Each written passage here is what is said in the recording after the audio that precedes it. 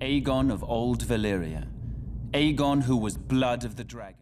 Before the Seven Kingdoms became known as a single polity, they were fiercely independent and fiercely protective of their independence. Wars were common on the continent of Westeros, and each kingdom had a high king whose noble family had subdued many others over the course of thousands of years. No doubt they expected to continue ruling over their own dominions for centuries to come, so they couldn't have foreseen that one man with a dream, no, a prophecy, would unite their lands under a single banner. Yet, that's exactly what Aegon the Conqueror did, and his conquest had such an impact on the world that the Westerosi calendar's first year begins after Aegon's conquest. Over the course of 2 years, he subjugated 6 of the 7 kingdoms and founded the greatest dynasty that the Western world had ever seen. But what drove Aegon Targaryen to conquer Westeros? What dream did he want to fulfill by becoming High King? And how did he shape 2 separate TV shows despite never appearing in either? That's exactly what we're here to talk about. So strap in and grab a bucket of popcorn, because this is gonna be a movie. This is the entire history of Aegon the Conqueror explored. Before we go into our explanation, we have a very small request. If you like our content, please support us by subscribing to our channel. This is a small click for you, but for us it means a lot. Thank you. Let's begin.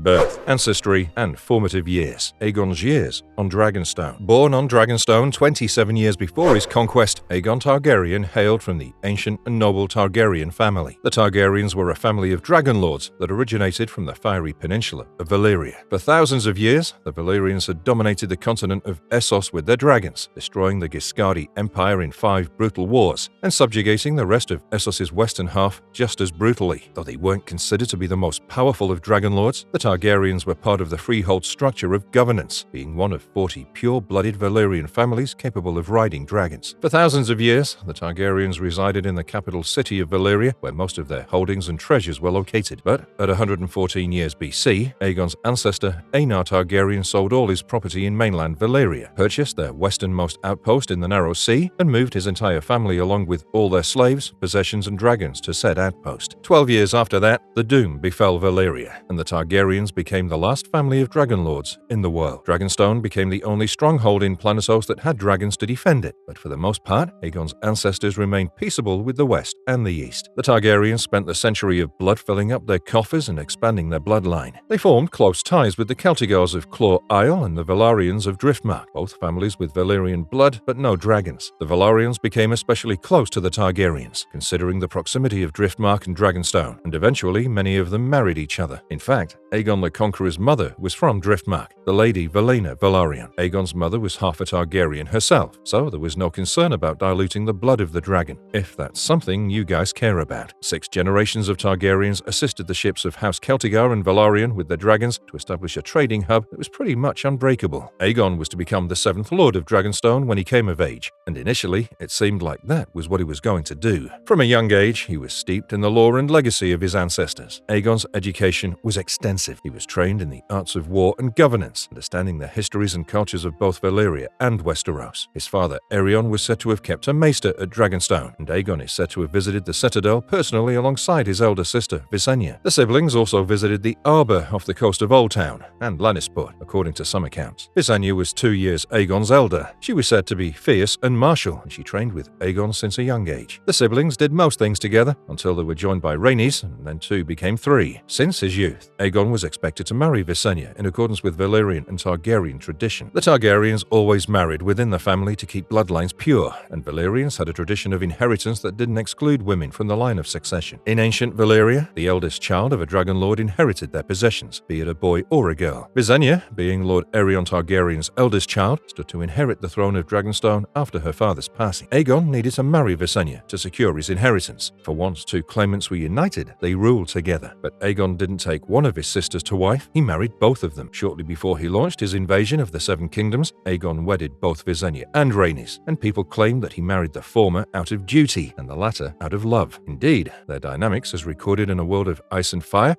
blood make it seem that way. But for Targaryens, this too was normal. Polygamy was common amongst Valyrians, and Aegon's ancestor Aenar had many wives, all of whom he brought to Dragonstone with him. His wedding to Visenya and Rhaenys wouldn't be a problem for the 7 kingdoms at the time of its occurrence, but it would lead to the first major challenges to Targaryen authority down the line. More on that later. After spending over 20 years on Dragonstone, training to become a great warrior, Aegon had grown into a tall, broad-shouldered, and charismatic man, with a presence that was as awe-inspiring as it was commanding. He wielded the Valyrian steel bastard sword Blackfire, while his sister Visenya fought with a more slender blade called Dark Sister. Rhaenys was never seen as a warrior, but she could fight well enough to protect herself, we imagine, considering she was a dragon rider. Speaking of dragons, shortly before his wedding ceremony, Aegon claimed the oldest living dragon in the world for his personal mount, Valyrion, the Black Dread. Once he was married, Aegon broke his family's long-standing policy of non-interference and flew Valyrion into battle, partly because of his ambitions, but mostly because of a dream.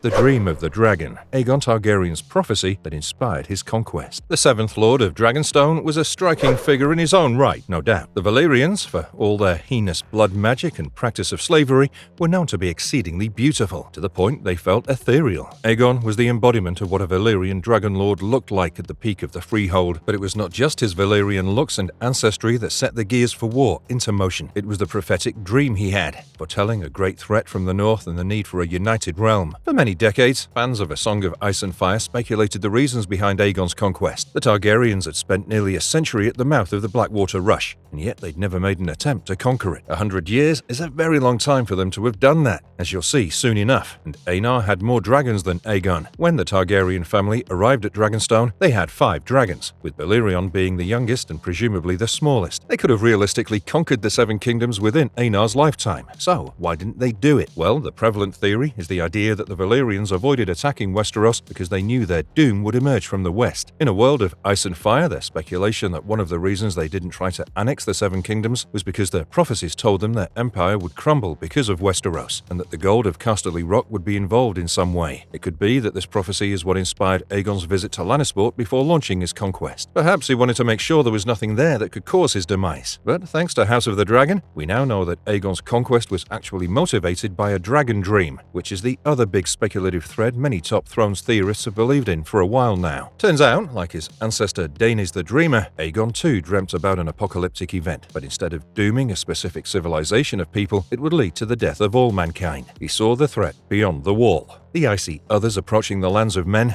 and knew that his family possessed the only means to tackle them meaningfully: dragons. Aegon's dream made him realize that the mythical prince that was promised, who would be born beneath a bleeding star amidst salt and smoke, would come of his line, and this would be the Song of Ice and Fire. Because the others would descend upon the 7 kingdoms from north of the wall, Aegon needed to unite the 7 kingdoms into one realm that could withstand their assault without the handicap of political divisions. The Targaryens, being the only family in the world possessing dragons, needed to be the leaders of that realm, because they were the only ones who could keep a metaphysical eye on the ball at all times. Aegon wasn't the first one in his family to have prophetic dreams. Many of his ancestors and descendants would have them too, and most of their dreams would revolve around similar themes, though they'd be born generations apart. His sister Visenya is said to have been knowledgeable of Valyrian blood magic, so perhaps she and Rhaenys were in on the prophecy's knowledge as well. Either way, Aegon's dream was likely the catalyst for many of his life decisions. He could have decided to become a warrior because, like his descendant Rhaegar, he realized that that was his calling in life. He could have claimed Balerion, the largest of the Targaryen dragons, because he knew he needed the Black Dread's strength to start working toward his dream. Aegon wasn't delusional enough to think he'd be containing the threat of the others in his lifetime, but he needed to start laying the groundwork for it in his lifetime. So, well, before he launched his conquest of the 7 kingdoms, he had his woodworkers create a gigantic table in the shape of Westeros, carved with all its hills, valleys, rivers, lakes, barrows, and important castle and town locations, but devoid of all borders. This painted table became the site of his first war council and would outlive him by many centuries. With most of the groundwork for his dream's realization laid, Aegon needed a good excuse to get involved in Westerosi politics, and it presented itself to him when he got involved in the Daughters' War.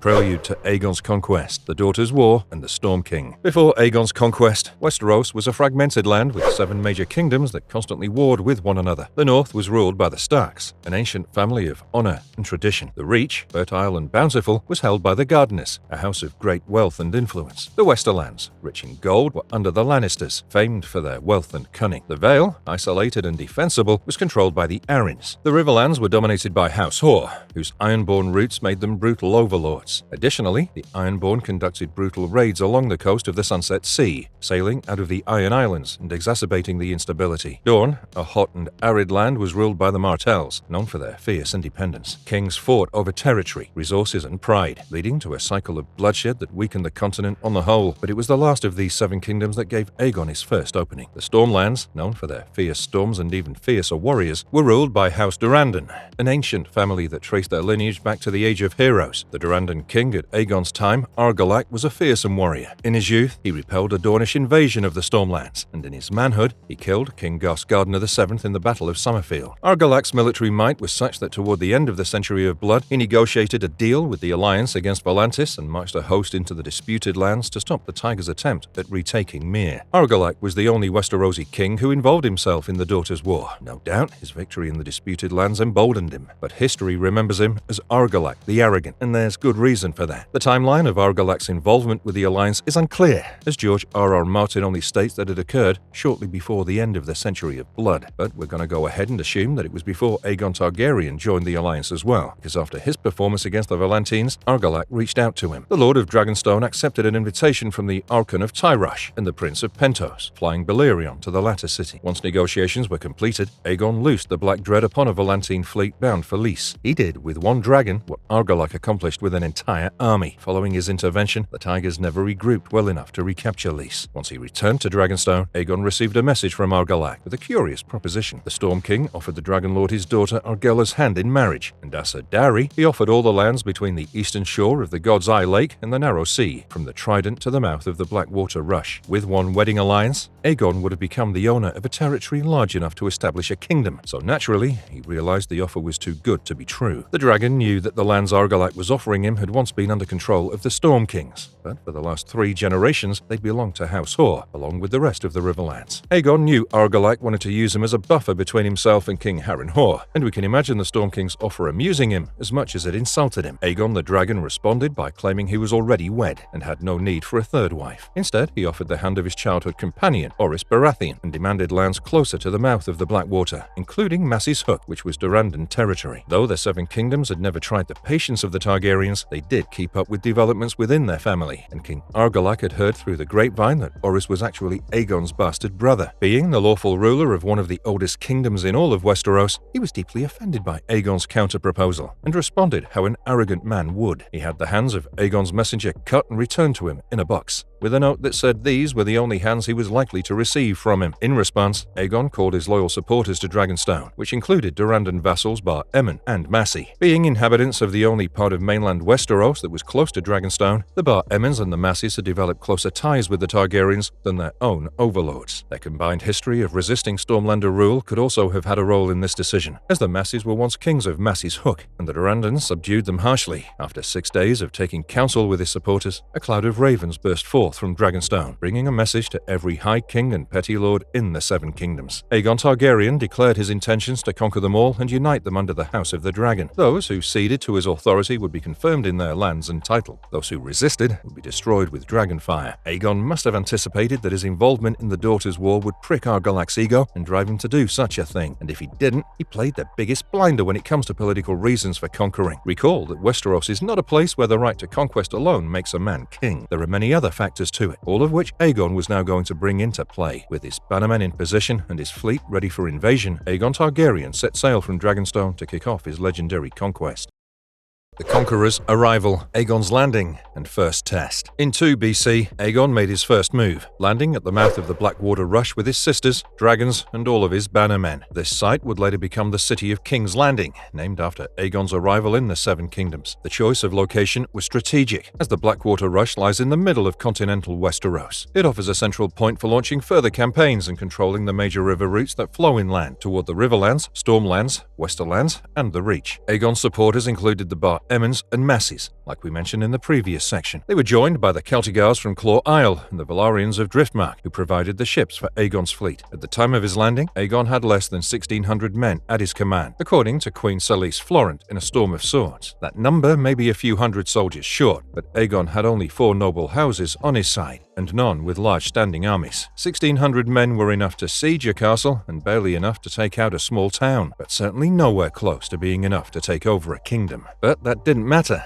because Aegon Targaryen had 3 dragons. He landed Balerion atop the highest hill near the Blackwater Rush and commissioned the construction of a motte and bailey castle, which was named the Aegon Fort. With the Aegon Fort, he laid terrestrial claim to mainland Westeros and set about piecing together his 7 kingdoms. Aegon sent Rhaenys to Castle Rosby, which belonged to House Rosby, and Visenya to Castle Stokeworth, which belonged to House Stokeworth. At both seats, the prospective queens faced little resistance, and both House Stokeworth and Rosby, with their vassals and smaller lords, bent the knee to Aegon. His first major test came in the form of the combined might of House Mouton and House Darklyn, 2 of the most powerful families in the lands that were once offered to Aegon by Orgalac Durrandon. Both houses had legacies extending back to the age of the 100 Kingdoms, where Moutons and Darklyns reigned as petty kings. Now they were under the suzerainty of House Orr, but they knew their liege lord would rather see them die than send them help. So they banded together and assembled an army of 3,000 men, which easily outnumbered Aegon's forces. The dragon gave command of his armies to Orys Baratheon, who marched them northward from Aegon's Hill. They met the Mouton and Darklyn force in battle, and would have been wiped out if this were a conventional fight. But the Targaryens possessed dragons, and Aegon himself rode the largest dragon in the world. Clad in scaled black armor, the dragon descended upon his enemies with Balerion and burnt them to ash. Lords Mouton and Darklyn ended up as casualties. The Targaryens themselves suffered minimal losses, and the successors of House Mouton and House Darklyn submitted the domains of Maidenpool and Duskendale to Aegon's rule. Duskendale was the largest port at this point in Westerosi history,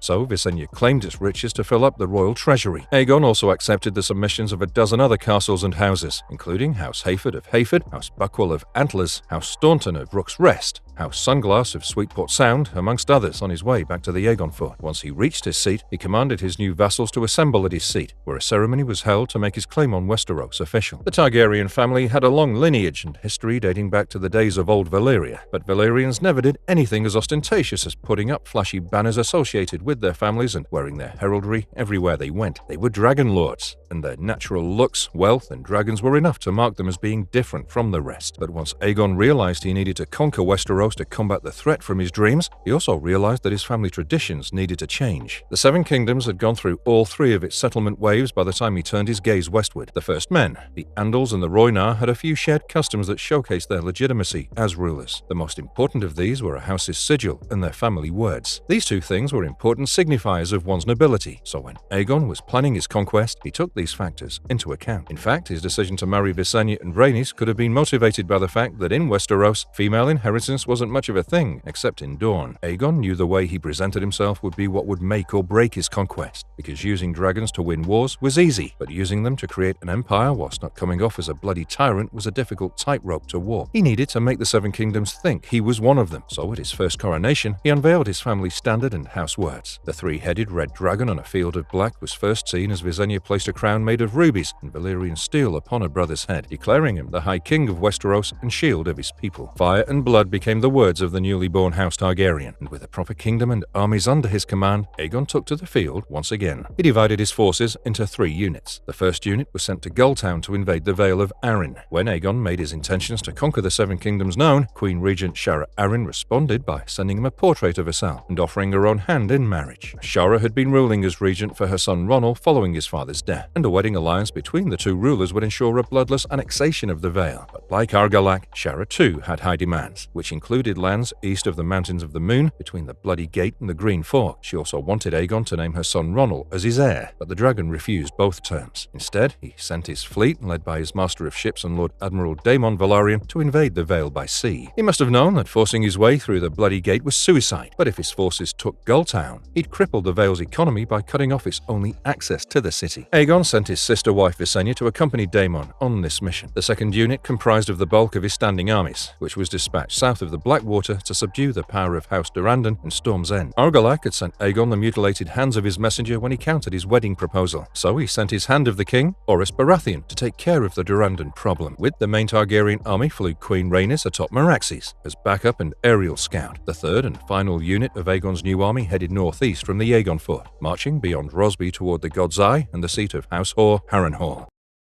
The burning of Harrenhal. Aegon solidifies his claim over the 7 Kingdoms. In the annals of Westerosi history, few events are as legendary and terrifying as the burning of Harrenhal. Aegon's conquest was marked by both brilliant strategy and the overwhelming power of dragons. He and his sisters subdued dozens of lords without using their dragons, and when Aegon did use Balerion, he secured enough territory to call the lands under his control a kingdom. But nowhere was his might more brutally displayed than at the largest castle ever built, Harrenhal. For centuries, the Riverlands were the only major kingdom in Westeros that lacked political stability. Being the central and most fertile polity in all the land, many houses great and small fought for control over it. Before the coming of the Andals, houses Fisher, Blackwood, Bracken and Mudd all claimed the title of King of the Rivers and Hills. The Mudds ruled for 1,000 years, but were displaced by the Andals, whose arrival led to the rise of several other kings. Eventually, House Durrandon took control of the Riverlands after winning the Battle of Six Kings, and for 300 years, Storm's End was the capital of the largest kingdom in Westeros. But then House Hoare sailed its longships toward the Riverlands and took them from the Durrandons. Harwin Hardhand began a conquest that was completed in his grandson's day, and for 3 generations, the Hoares were remembered as kings of the Isles and Rivers. But their reign wasn't memorable for its generosity. It was remembered for being brutal and oppressive. The Ironborn are a hard people with terrifyingly oppressive customs, like thraldom and the concept of rock and salt wives. They won the Riverlands with force, and that's how they kept it, which caused many ancient houses to resent their new overlords. Things would have been fine if the Hoares were content with ruling from Fairmarket, but Harwin's grandson had other plans. Conceived by King Harrenhal, also known as Harren the Black, Harrenhal was an architectural marvel. Its construction took 4 decades, draining the resources of the Iron Islands and the Riverlands. It was designed to be the greatest fortress in Westeros, with walls so thick you'd pass a dozen murder holes before reaching the inner courtyard, and so goddamn high that all you'd see are the tops of 5 monstrous towers.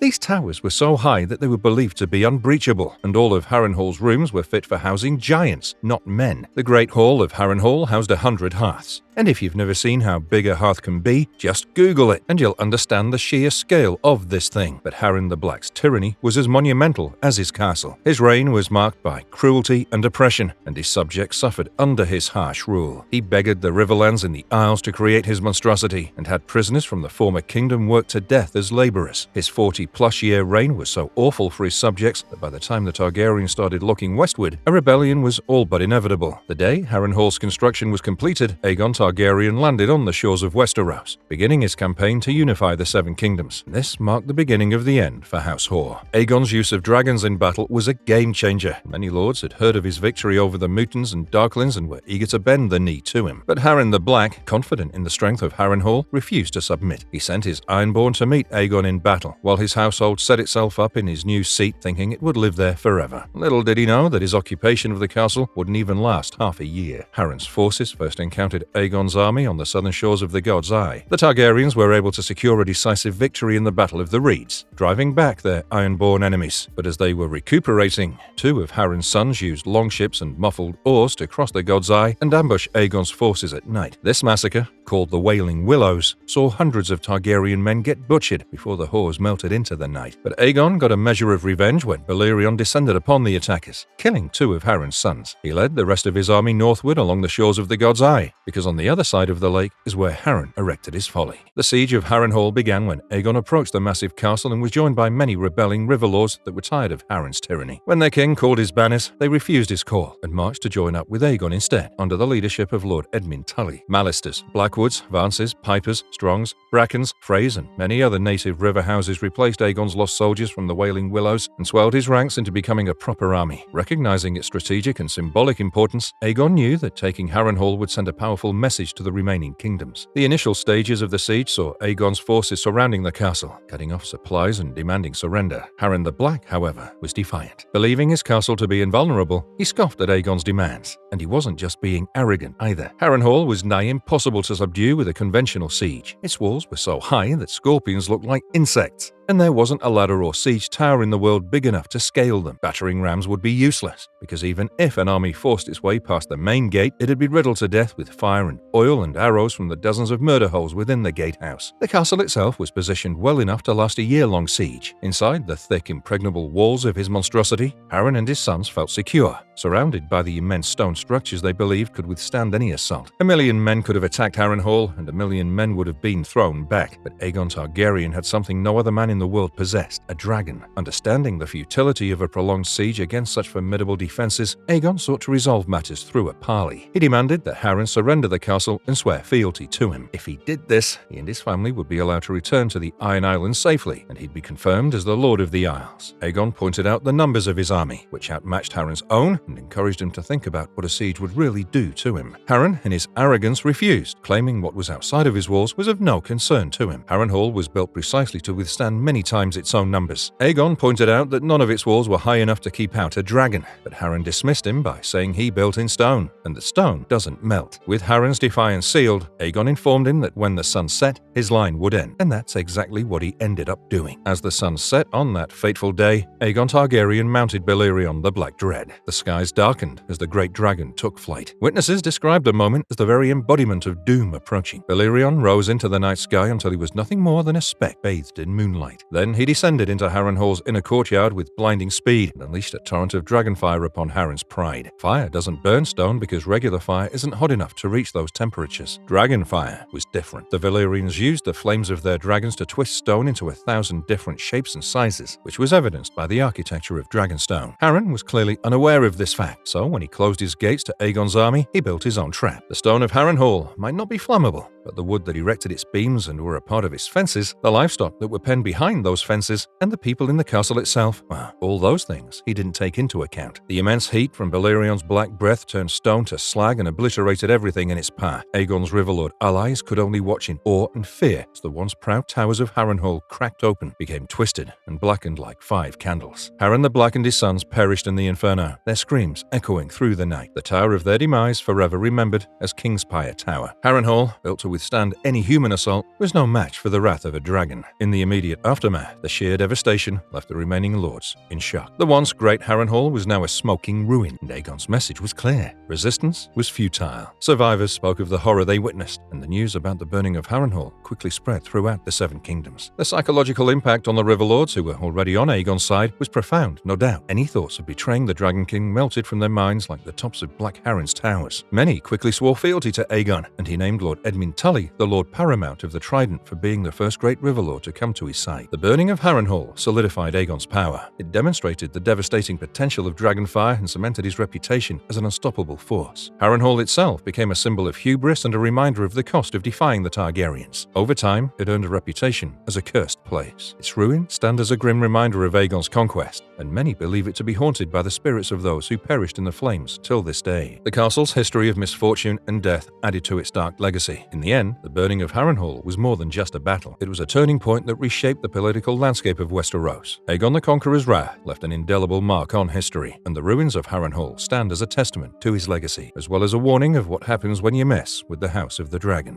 The Last Storm and the Field of Fire, Aegon's key military successes. With House Hoare extinguished, House Targaryen now had the support of over 3 dozen great lords and small, with all their castles, towns and cities falling under Aegon's ultimate authority. Visenya's invasion of the Vale didn't pan out as successfully as her brother's mission did. The Targaryen fleet was defeated by the Arryn fleet, augmented with a dozen Braavosi warships, and Aegon's master of ships, Daemon Velaryon, died in the battle. But Visenya was able to burn the Arryn fleet in response, and caused the Vale to lose all of its power at sea. Once Harrenhal was burnt, Aegon sent word to his sister, who arrived at Cracklaw Point to secure its submission. This boggy land was home to about a dozen houses that constantly warred with one another and anyone foolish enough to try to enter their lands. But after hearing of Harrenhal's burning and seeing Vhagar in their lands, the men of Cracklaw Point surrendered peacefully. Because of their cooperation, Visenya claimed them for her own men and bound all the houses of that region directly to the Iron Throne. With that, the region of the Crownlands was created, which began from the southern shore of the Bay of Crabs and included all lands between Maidenpool and Mass's Hook. Every lord in the Crownlands region would swear fealty directly to the new seat of power Aegon was having built back at his fort. Whenever Aegon won a battle, no matter how big or small it was, he'd always collect the swords of his fallen enemies and send it back to the Aegon fort to begin the construction of the greatest fantasy throne of all time. The Iron Throne was built not as an extravagant monument to Aegon's conquest, but as a stark reminder of the blood and death it took to complete it, and the responsibility that came with ruling over 7 kingdoms, let alone one. The The houses of the Crown lands were tied directly to its authority, and this would carry over beyond the Targaryen dynasty as well, when House Baratheon took over. Speaking of House Baratheon, let's segue into the next major conflict of Aegon's conquest, which was his campaign in the Stormlands. While Aegon was off burning Harrenhal in his own castle, the instigator of his conquest called his banners in the Stormlands. Argilac Durrandon might have been an arrogant man, but even he couldn't deny the power of Dragonflame. When he heard of Black Harren's fate, he decided he wouldn't subject Storm's End to a similar future, and marched out to meet the Targaryens. Aegon's vanguard faced issues in the initial stages of their campaign. While crossing the Wendwater, 1,000 of his soldiers were killed by Durrandon loyalists, who fled into the Kingswood. But in response, Rhaenys burned the Kingswood and bought Aegon's hand Orys Baratheon enough time to set up a fortified position on the hills south of Bronzegate. Despite fierce resistance from the Stormlanders and a brutal storm beating down on the battlefield, Aegon's forces prevailed thanks to Queen Rhaenys and Meraxes. Argilac was killed in battle by Orys Baratheon, and his daughter Argella was taken captive by her own men, who delivered her in chains to Orys, hoping to be spared the dragon's wrath. The Hand treated her gently instead, and Argella ended up marrying Orys, binding the Stormlands to Aegon's cause through both conquest and alliance. The Hand of the King took the Durrandon standard, words and colours for his own, and was confirmed in his position as Lord Orys Baratheon, Lord of Storm's End and Lord Paramount of the Stormlands. The battle between Orys's forces and Argilac's army would be remembered as the Last Storm, because it led to the extinction of House Durrandon and the end of the title of Storm Kings. With their individual missions achieved, Aegon and his sisters gathered at the town of Stony Sept to prepare for their biggest challenge yet. From the moment Aegon sent forth ravens declaring his intention to conquer the Seven Kingdoms, many lords and kings got to work on fortifying defenses and creating alliances to withstand the dragon's assault. Of these, the most notable was the alliance between houses Lannister and Gardener, the kings of the Westerlands and the Reach, respectively. King Loren Lannister I and King Mern Gardener IX combined their might and put together the largest standing army Westeros had ever seen. 55,000 soldiers, 5,000 of whom were mounted knights, all united by a single purpose: defeating the dragons. Because King Mern brought in more men than King Loren, he was given command of the two kings' centre. His bannerman, Lord Oakheart, had command of the right flank, and King Loren himself brought up the left. They gathered their massive host at the castle of Golden Grove, which was closest to the border between the Kingdom of the Reach and the Kingdom of the Rock. From there, they marched northeast, likely heading towards Stony Sept, which is where the Targaryens gathered. Aegon was in his camp beside the God's Eye when he heard of the two kings' alliance, so he sent word to his sister wives and rallied his vassals from the Riverlands and the newly established Crown lands. Rhaenys had defeated the Storm King and ended his line, but the Stormlands needed to rebuild, for they suffered great losses in their war with the dragons. Orys Baratheon stayed back to oversee said rebuilding. Rhaenys flew to Aegon. Visenya was already operating solo after the battle in the waters off Gulltown, and she was closer to Aegon, given Cracklaw Point's location. She probably reached Stony Sept before Rhaenys did, but once the three heads of the dragon had gathered, they marched out to meet their enemies in the field. From a conventional military standpoint, Aegon's decision to meet his enemies in battle and not force a siege at a stronghold like Harrenhal could only be called one of two things: supreme confidence or utter madness. The Targaryens had a fifth of the two kings' numbers. They likely had less than a tenth of the two kings' mounted knights division. To meet 55,000 soldiers in an open grassy field was the height of folly. But this wasn't going to be a conventional battle. The Targaryens' foremost soldiers and weapons were not going to be their new allies. It wasn't going to be the commander of those allies, Lord Jon Mooten, and it certainly wasn't going to be the king and his queens, although Aegon and Visenya were great warriors in their own right. During the entirety of Aegon's conquest, only once did he unleash the flames of all three Targaryen dragons at once, and it was at the Field of Fire. The two armies gathered on a plain somewhere near the Gold Road, south of the Blackwater. The two kings' strategy was going to be simple yet effective. Their flanks would surround the Targaryen levies, and once their escape routes were closed, the center would smash Aegon's ranks. It was a sound strategy that would have had some difficulty breaking through the Targaryens' crescent-shaped defensive line, but given the latter side's numbers, it should have worked. But the moment the Gardener and Lannister spears reached his men, Aegon and his sisters unleashed Balerion, Meraxes, and Vhagar upon them. You might be wondering how the Targaryen levies didn't get caught up in the dragon flame, considering it spreads like wildfire and the field they were fighting on had a lot of dry grass. But most of Aegon's forces were upwind of the strong gusts that blow forth from the Blackwater. In the end, about 100 Targaryen soldiers were killed, none by dragonflame, while thousands of Westermen and Reachmen lay dead or injured. The combined force of Balerion, Meraxes, and Vhagar's breath sent 4,000 men to their graves. Among the dead were King Mern Gardener and most of his male kin. A nephew survived the burning, but died 3 days later because of his burns. With their deaths, House Gardener was also extinguished. This brought Aegon's house extinction tally up to 3, and the Gardeners were arguably the oldest of them all. Besides the casualties casualties, 10,000 men were said to have suffered burns and injuries that they would end up spending the rest of their lives with. All those who didn't flee surrendered, and their swords were sent downriver to the Aegon fort. King Loren Lannister retreated through the fire and smoke, sensing that the battle was lost. But he was captured the next day by the Targaryens. Loren the Last bent the knee to Aegon as the final king of the Rock, and rose up as the first warden of the West. Many of the Gardener vassals that survived the battle did the same,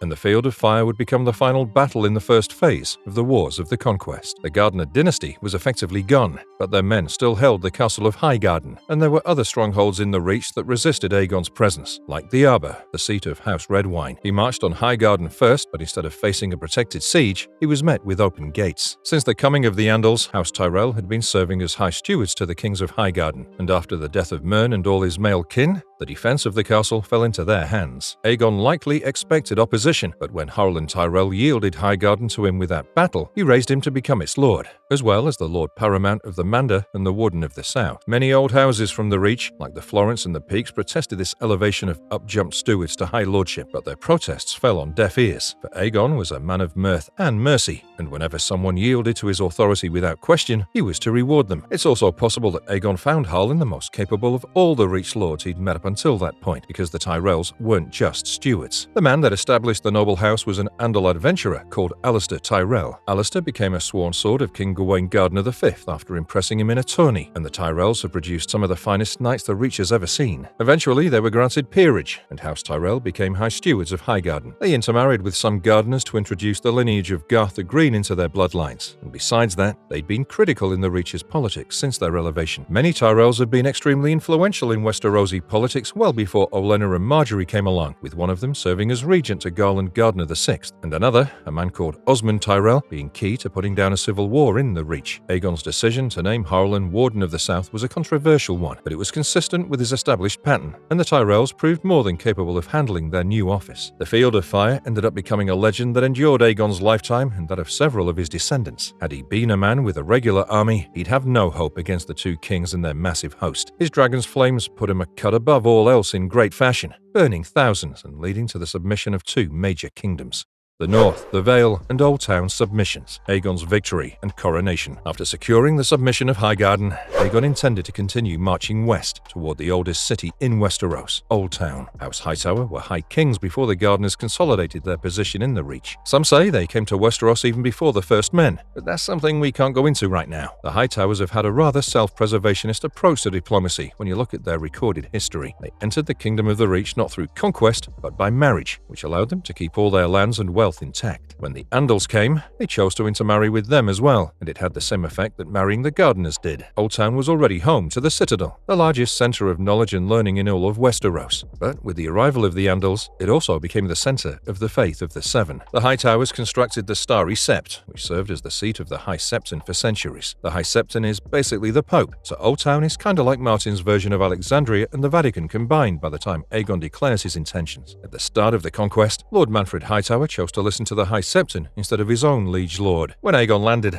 the High Septon locked himself within the Starry Sept for a full week and received a prophecy from the gods that if he stood against the dragons, Old Town would burn. Personally, we think he took a little too long to realize something that should have been common knowledge, but far be it for us to question the Pope. In response to the High Septon's prophecy, Lord Manfred refused King Mern's call to action and kept his swords at Old Town, barring the city from any approach. Aegon knew that for his conquest of the Reach to be complete, he needed to subdue the Hightowers and then the Redwynes, but before he could march for their seat, a bigger problem emerged from the north. When he received the news of Aegon's landing, Torrhen Stark, the king in the north, decided to gather an army and meet Aegon in the field, instead of watching the north burn like Harrenhal and Argilac Durrandon's armies. The north is the largest territory in Westeros, and it can take the Starks months to gather all their bannermen, but once they do, they form the most grizzled army on the entire continent. 30,000 Northmen begin the process of crossing the neck by the time the Field of Fire takes place, and after Aegon reaches Highgarden, they complete said crossing. Torrhen brings his armies to the northern bank of the Trident, and Aegon flies ahead of his army on Balerion to meet him. It's difficult to say which route the Northmen took after crossing the neck, because the Green Fork of the Trident at the time should have been controlled by the Targaryen allied Freys. It's likely that Torrhen skipped engaging the twins altogether and arrived at the Ruby Ford, where the Trident was shallow enough for a crossing. This path would make far more sense than him taking the Riverlands route, because unlike the main series, House Tully isn't an ally of House Stark. Stark. Yet, as fast as Torrhen's descent from Winterfell was, somehow Aegon's ascent from Highgarden was faster. He sent word to Rhaenys and Visenya to gather a proper host with all their new allies and vassals and meet him at the opposite bank of the Trident. When Torrhen finally arrived, he found a Targaryen army that was 45,000 strong and flying standards from 4 of the former 7 kingdoms. He also saw all 3 of the Targaryen dragons, waiting to burn his countrymen to death should a battle occur. Many of Torrhen's bannermen urged the King of Winter to attack regardless. The Northmen were a proud people whose ancestors fought giants and worse. Dragons were tougher, but not unkillable. Some of the northern lords urged Torrhen to advance, while others advised him to fall back to Moat Cailin and make his stand there. The latter plan would prove extremely effective against Aegon's grounded forces, because the neck was one gigantic swamp and Moat Cailin blocked the only path through it. The Northerners had manned the castle for thousands of years, so they knew the ins and outs of dealing with its terrain. The Crannog men from House Reed of Greywater Watch lived in those bogs and were excellent at guerrilla warfare. Aegon's soldiers would be bled before they reached Moat Cailin, and many would die screaming after. Torrhen could have acquiesced to his lord's desires, but his main concern was Aegon's dragons. The King of Winter had sent scouts ahead of his host to confirm the rumors regarding Harrenhal's burning. When they returned with news to the affirmative and informed him of its ruins, Torrhen knew he needed to be cautious. Then he heard reports about the Field of Fire and the extinction of 2 ancient houses in less than a couple of years, which made him decide that dialogue would be better than dare. Torrhen's bastard brother, Brandon Snow, offered to kill Aegon's dragons under the cover of night with weirwood arrows, but he was sent with a delegation of 3 maesters instead, and the night was spent negotiating terms of surrender. Ravens flew back and forth between both camps until morning broke. Torrhen Stark crossed the Trident by himself. The king in the north knelt at Aegon the Conqueror's feet, offered up his crown, and rose as the first Warden of the North and Lord of Winterfell. Many Northmen resented Torrhen's decision because the way of the North was to fight or die. Some of the people who disagreed with his surrender formed the mercenary group called the Company of the Rose and crossed the Narrow Sea to find more honorable deaths in Essos. Others tried stoking the flames of rebellion in later years, including some of Torrhen's family members, but he never broke his oath of fealty. Neither did any of his descendants, all the way up to the era of the Mad King. Part of the reason could be the honorable nature of Starks. House Stark had a reputation for upholding its word long before Ned came along, but another reason could be the messages that Aegon and Torrhen exchanged during that tense night of negotiation. We know that Aegon's conquest was motivated by the dream of the Second Long Night. He wanted to unify Westeros not just to rule it, but also to defend it from death itself. He was said to have researched his enemies thoroughly, so he must have known that House Stark was tangled with the enemies from his dream at some point in the past. The existence of the Night's Watch was proof of that, so Aegon could have shared that vision with Torrhen. The Kings of Winter would be all too aware of the threat of the others. If this Dragon King from a land far away knew of their coming, then Aegon truly didn't desire to conquer the North for conquest's sake. Torrhen Stark bent the knee without bloodshed, recognizing the futility of resisting Dragonfire, but also that his new king had kept an eye on the bigger picture, like the Starks had, for thousands of years. Torrhen's lords might have hated him for giving up their kingdom, but their sons were never burnt by Dragonfire, and the swords Aegon took from them weren't bent or twisted. With the North secure, Aegon once again divided his forces in 3 and resumed his grand march. The Vale had lost its fleet to the dragons, but it also took out the Targaryen fleet and closed off approach by sea. This worked out in their favor, because the only route into the Vale by land was through the Mountains of the Moon and past the Bloody Gate. Queen Regent Shara Arryn moved a great host into the Bloody Gate in anticipation for Aegon's forces, and tripled the amount of soldiers in the 3 way castles to the Eyrie, Stone, Snow, and Sky. When Aegon had sent ravens out to every lord in the 7 kingdoms at the beginning of his conquest, Shara responded by sending him a portrait of herself, offering an alliance through marriage. In return, she wanted Aegon to name her son Ronald his heir, but as you know already, the dragon rejected her terms. Shara knew that if Aegon's forces returned to the Vale, they'd bring fire and blood with them, so she wanted to be prepared to pay them back with their coin. If a conventional army tried to force its way past the Bloody Gate and enter the Eyrie, they'd have to go through 5 fortresses before reaching their target, which was a suicide mission. Shara must have thought that Aegon would fight her fair and square, with his actions before the burning of Harrenhal and the Field of Fire. What she didn't expect is that all her defensive measures would fall in the face of a single dragon. Shara was too busy organizing her forces when Aegon's sister wife Visenya flew Vhagar to the inner courtyard of the Eyrie and came across the most precious hostage in the east,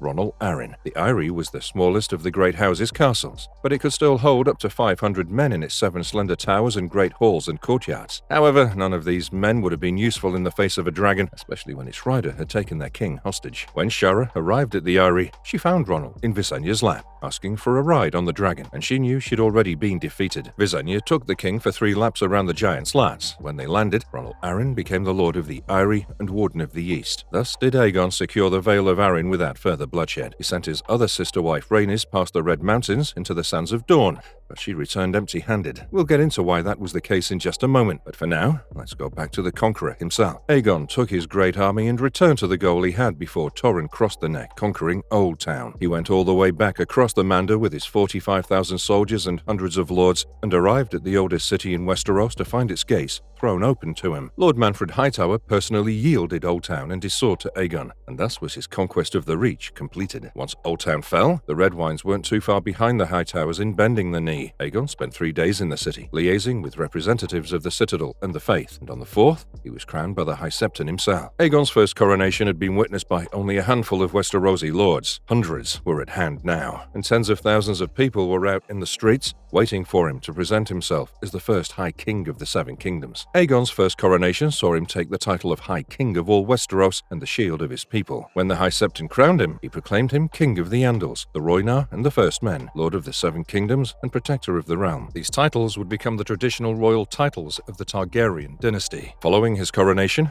Aegon rode out into the streets of Old Town upon Balerions' back and let the people see their new king and the house that would rule them all. Questions arose as to where he could rule from, because the Targaryens' family seat was Dragonstone, but Old Town was the oldest city in the 7 Kingdoms. It was the center of learning and the faith of the 7, so making it his capital would save him a lot of time and effort on building a new one. Aegon decided to do that anyway, likely because he didn't want to be tied down to any house's authority on account of him appropriating their property. He instead proclaimed that he would make the Aegon Fort his seat of power and rule from the town that was now emerging underneath it. The Conqueror knew that the strategic position of this new city would make it one of the richest cities in all of Westeros, and besides, its location was more central to all his domains, not just one of them. And so, the city of King's Landing was born. Aegon had secured 6 of the 7 kingdoms on continental Westeros, but he still had a few kings to sort out. When he began his conquest, the sistermen from the islands of the 3 Sisters rebelled against House Arryn and crowned Lady Marla of House Sunderland as their queen. The Sisters' rebellion was ended in the immediate aftermath of Aegon's coronation, where the king commanded his Warden of the North to deal with the problem and sent his sister wife Visenya to reinforce the crown's authority. Torrhen sent Sir Warwick Manderley on hired Braavosi ships to the Sisters, and when the sistermen saw Visenya and Vhagar, they readily deposed Marla and bent the knee. With the Eastern Isles all sorted out, Aegon then turned his attention westward. After his family extinguishing assault on Harrenhal, the Iron Islands fell into chaos. Those Ironborn lords that remained on the Green Lands when Harren the Black defied Aegon were either killed or taken captive by the Riverlords who joined the dragon. This left a massive power vacuum in their Viking-esque polity, which was claimed by at least 5 rival claimants. Lord Corrin Volmark used his descent from Harwin Hardhand's sister to proclaim himself King of the Iron Islands. Priests of the drowned god rejected his claim and raised one of their own, Lodos, with a driftwood crown. Rival kings appeared on the Isles of Great Wick, Orkmont and Pike as well. The civil war was bitter and bloody, stretching out well over the first official year of Aegon's reign. Once the king had consolidated his strength, he ordered houses Lannister and Tyrell to provide him with warships and men, while he himself rode in on Balerion. Aegon killed Corrin Volmark with Blackfire, and the arrival of the Targaryen-affiliated fleets quickly put down the mini-rebellions within the Iron Islands. Aegon's new lords insisted that he bind the Ironborn to another realm, like the Westerlands or the Riverlands, but in the end, he decided to let them elect a ruler of their own. Bickon Greyjoy, Lord Reaper of Pike, was chosen to become the first lord of the Iron Islands, and he was likely elected via a Kingsmoot. The Greyjoys remained loyal to the Iron Throne thereafter, as long as dragons were alive. With that, Aegon had successfully united all the lands north of the Red Mountains under his authority. Now, he could focus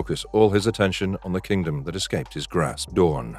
The war for Dorne and the Dragon's Wrath. Aegon's conquest of Dorne, or lack thereof. When that infamous cloud of ravens departed Dragonstone 2 years before Aegon's coronation, one of them travelled to the city of Sunspear, the capital of the Principality of Dorne. Like the rest of the lords and kings of Westeros, Aegon gave House Nymeros Martell 2 options: bend the knee or face the dragons. Princess Meria Martell replied to his message with terms of her own. She was happy to ally with Aegon against Argilac Durrandon, who was a common enemy of theirs, but she wouldn't yield. Knowing the harsh climate of Dorne and the fact that he needed a much bigger army than he currently had, Aegon left the Desert Kingdom alone while he attended to the heart of Westeros. After securing the submission of the North, he felt safe enough in his position to send Rhaenys to Dorne by herself, perhaps to achieve a submission similar to the Vales. Meria had mobilized her army and moved a host of spearmen to the Prince's Pass, one of 2 entry points from land into Dorne. Rhaenys flew over this host and made for the rivers of Dorne, ignoring the Red Mountains entirely. She first arrived at Castle Vale, Faith on the River Vaith, but mysteriously found it abandoned. The same thing happened at God's Grace. At Plankytown, she finally found people, but these were the wrong kind of people for a war. Plankytown was populated mostly by women, children, and the elderly, and when Rhaenys asked them where their lords had gone, they'd simply reply by saying, "Away." The Dragon Queen finally arrived at the Dornish capital of Sunspear, found only one noble of note within its court, Princess Meria Martell. Princess of Dorne was an aged woman,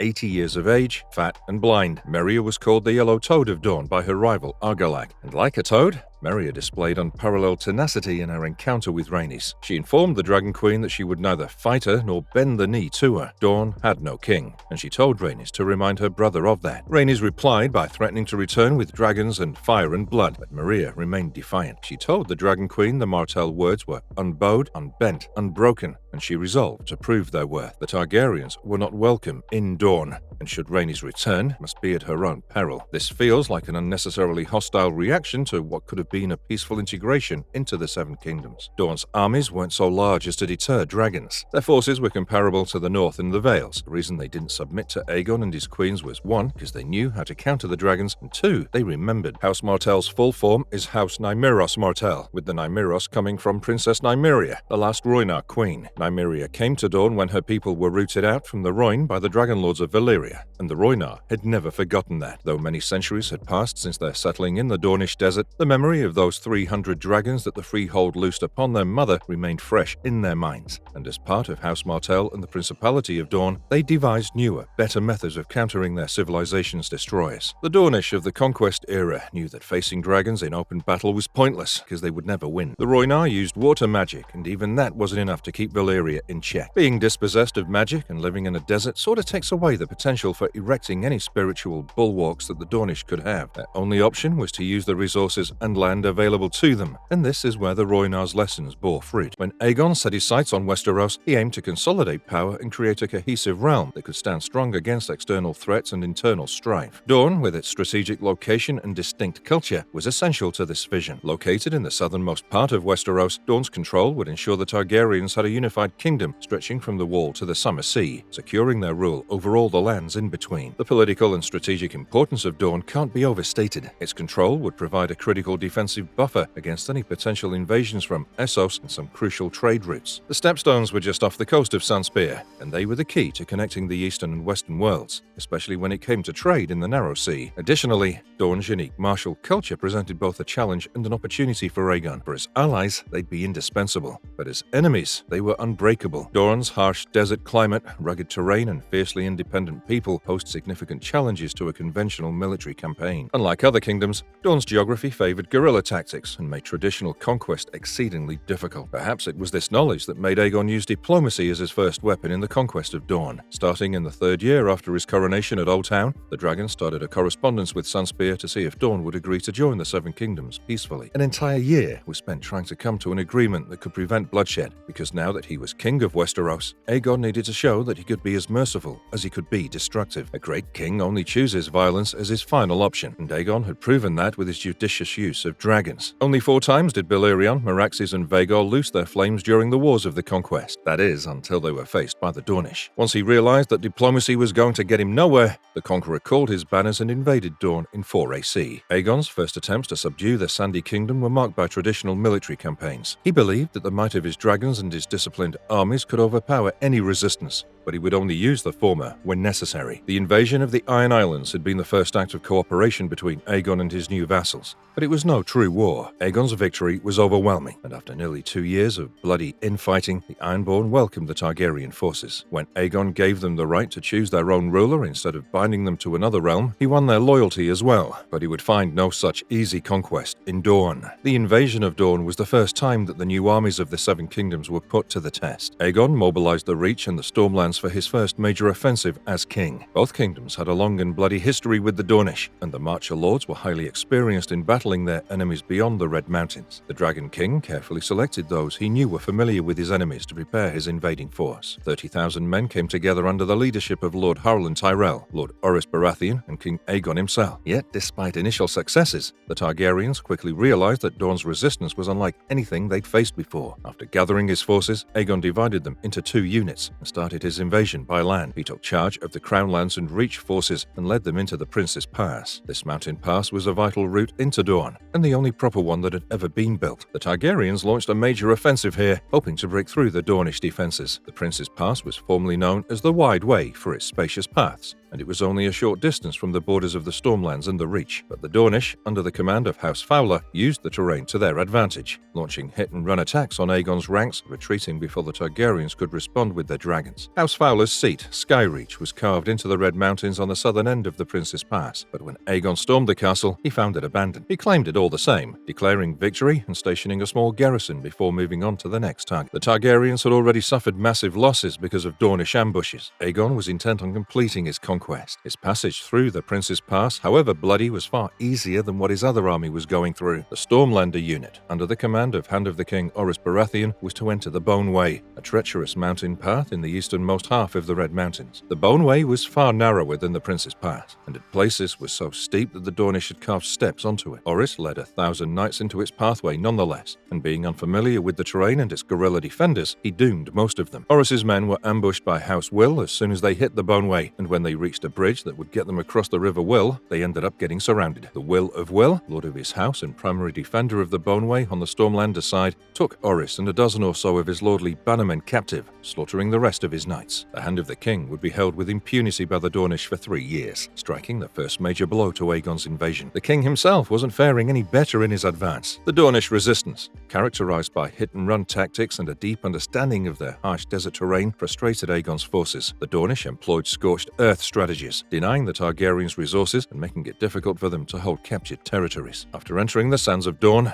Aegon divided his armies, giving the bulk of his forces to Harwell and Tyrell. Harwell marched this army to Hellholt, but on his way there, his supply lines were ravaged by the Quargarls and the Vaith, and many of his men died of thirst and heat strokes. When he finally reached the seat of House Ulla, Harwell found it empty, so he decided to hold it in the name of his king. Aegon himself led a smaller unit east of the Red Mountains, toward the seat of House Ironwood. The Ironwood castle was on the Dornish end of the Bone Way, and had Orys Baratheon's army withstood the ambushes of House Will, they'd have had to face House Ironwood next. Aegon came upon the castle from its southern end and besieged it briefly, finally finding defenders inside of a Dornish castle. But when he realized that these defenders were old and sickly men or boys too young to fight, he claimed the castle and kept moving along the coastline of the Sea of Dawn. The Castellan of the Tor yielded the castle to Aegon because the entire household of House Jourdain had vanished. When the Dragon King reached Ghost Hill, he was challenged by House Tolan's champion. He slew the man with black fire, but upon his death realized that he was the Tolan's fool, and the joke was not lost on him. Ghost Hill was abandoned as well, so Aegon then moved south toward the Dornish capital. Here, he was joined by Queen Rhaenys, who was actually the first person to strike in this war. Rhaenys had flown Meraxes above the Prince's Pass at the beginning of the invasion and secured each castle she came across on her way to Sunspear along the Greenblood, Vaith, God's Grace, Spotswood. All of them yielded to House Targaryen without giving them any sort of action. When Rhaenys arrived at the Planky Town, she burned the makeshift port made out of pole boats and fishing skiffs netted together, but even that loss didn't bring the Dornish out of their holes. When they converged upon Sunspear and found it abandoned as well,